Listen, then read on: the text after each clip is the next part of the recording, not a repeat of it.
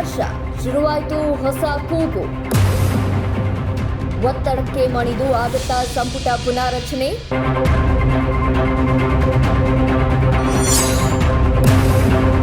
ಮೊನ್ನೆಯಷ್ಟೇ ವಿಜಯನಗರ ಜಿಲ್ಲೆಯ ಹೊಸಪೇಟೆಯಲ್ಲಿ ಕಾಂಗ್ರೆಸ್ ತನ್ನ 2ನೇ ವರ್ಷದ ಅದ್ದೂರಿ ವರ್ಷಾಚರಣೆ ಮಾಡಿಕೊಂಡಿದೆ.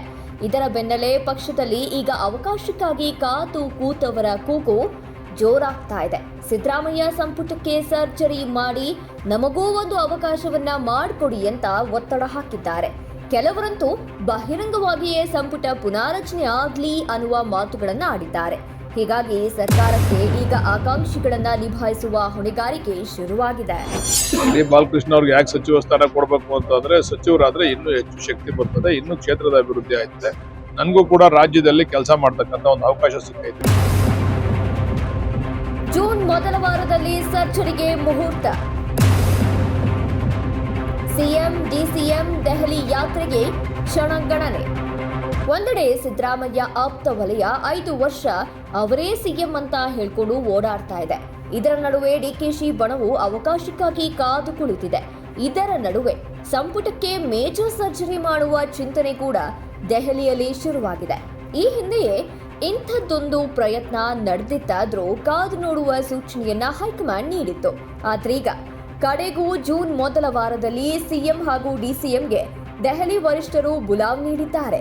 ಈ ವೇಳೆ ಸಂಪುಟದ ಅಸಮರ್ಥರನ್ನ ಕೈಬಿಟ್ಟು ಹೊಸಬರಿಗೆ ಅವಕಾಶವನ್ನ ನೀಡುವ ಪ್ಲಾನ್ ಅನ್ನ ಮಾಡಿಕೊಳ್ಳಲಾಗಿದೆ. ಸಂಪುಟದಿಂದ 10 ಮಂದಿಗೆ ಕೊಕ್ ನೀಡುವ ಸಿದ್ಧತೆ. ಅತಿರಥ ಹಿರಿಯ ಮುಖಂಡರಿಗೆ ಶಾಕ್ ಸಾಧ್ಯತೆ. ಈ ಬಾರಿ ಸಂಪುಟಕ್ಕೆ ಮೇಜರ್ ಸರ್ಜರಿ ಮಾಡಿ ಒಂದಷ್ಟು ಹೊಸ ಮುಖಗಳಿಗೆ ಮೊಣೆ ಹಾಕುವ ಚಿಂತನೆ ವರಿಷ್ಠರಲ್ಲಿದೆ. ಗ್ಯಾರಂಟಿ ಯೋಜನೆಗಳನ್ನ ಮತ್ತಷ್ಟು ಜನಸ್ನೇಹಿಯಾಗಿಸಿ ಮನೆ ಮನೆಗೆ ತಲುಪಿಸುವ ಯುವ ಪಡೆಗೆ ಅವಕಾಶ ಮಾಡಿಕೊಡುವ ಇರಾದೆ ಇದೆ. ಹೀಗಾಗಿ ಸದ್ಯ ಸಂಪುಟದಲ್ಲಿರುವ ಕೆಲ ಹಿರಿಯರು ಹಾಗೂ ಅಸಮರ್ಥರು ಸೇರಿ 10 ಮಂದಿಯನ್ನ ಮನೆಗೆ ಕಳುಹಿಸಿ ಆ ಜಾಗಕ್ಕೆ ಪಕ್ಷಕ್ಕಾಗಿ ಶ್ರಮಿಸುವ ನಾಯಕರನ್ನ ಸಚಿವರಾಗಿಸುವ ತಯಾರಿ ನಡೆದಿದೆ. ಸಿದ್ದು ಸಂಪುಟದ ಹಿರಿಯರಿಗೆ ಕಾದಿದ್ಯಾ ಗುನ್ನ?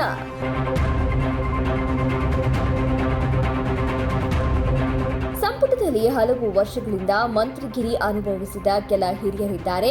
ಇವರೊಟ್ಟಿಗೆ ಕೊಟ್ಟ ಅವಕಾಶವನ್ನ ಬಳಸಿಕೊಳ್ಳಲು ವಿಫಲರಾಗಿರುವ ಕೆಲ ಅಸಮರ್ಥರಿದ್ದಾರೆ.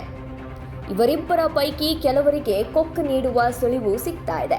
ಅದರಲ್ಲೂ ಹಿರಿಯರಾದ Dinesh Gundu Rao, K N Rajanna, Rahim Khan, N S Bosaraju, Chaluvarayaswamy, K H Muniyappa, H C Mahadevappa, Madhu Bangarappa, S S Mallikarjun, Lakshmi Hebbalkar, R B Timmapur, HK Patil, Eshwar Khandre, Venkatesh, NC Sudhakar, Sharanabasappa Darshanapur, Eshwar Khandre ಪೈಕಿ ಕೆಲವರಿಗೆ ಕುರ್ಚಿ ಖಾಲಿ ಮಾಡಬೇಕಾದ ಅನಿವಾರ್ಯತೆ ಬರಬಹುದು. ಅಂದಾಜು 10 ಹಾಲಿ ಸಚಿವರನ್ನ ಪಕ್ಷ ಸಂಘಟನೆಗೆ ಬಳಸಿಕೊಳ್ಳಲು ದೆಹಲಿ ನಾಯಕತ್ವ ನಿರ್ಧರಿಸಿದೆ ಎನ್ನಲಾಗ್ತಾ ಇದೆ. ಯಾರಿಗೆಲ್ಲ ಹೊಡೆಯಲಿದೆ ಬಂಪರ್ ಜಾಕ್ಪಾಟ್? ಸಿದ್ದರಾಮಯ್ಯ ಸಂಪುಟದಲ್ಲಿ 10 ಸಚಿವರಿಗೆ ಗೇಟ್ ಪಾಸ್ ಸಿಕ್ಕರೆ 30ಕ್ಕೂ ಹೆಚ್ಚು ಮಂದಿ ಆಕಾಂಕ್ಷಿಗಳು ಕುರ್ಚಿಗೆ ಟವಲ್ ಹಾಕಲು ಕಾದು ಕುಳಿತಿದ್ದಾರೆ. ಆದರೆ ಅಳೆದು ತೂಗಿ ಪಕ್ಷದ ಸಾಧನೆಯನ್ನ ಬಿಂಬಿಸುವ ಉಮೇದು ಇರೋರಿಗೆ ಪಟ್ಟಾಭಿಷೇಕ ಮಾಡುವ ಉದ್ದೇಶ ವರಿಷ್ಠರಿಗಿದೆ.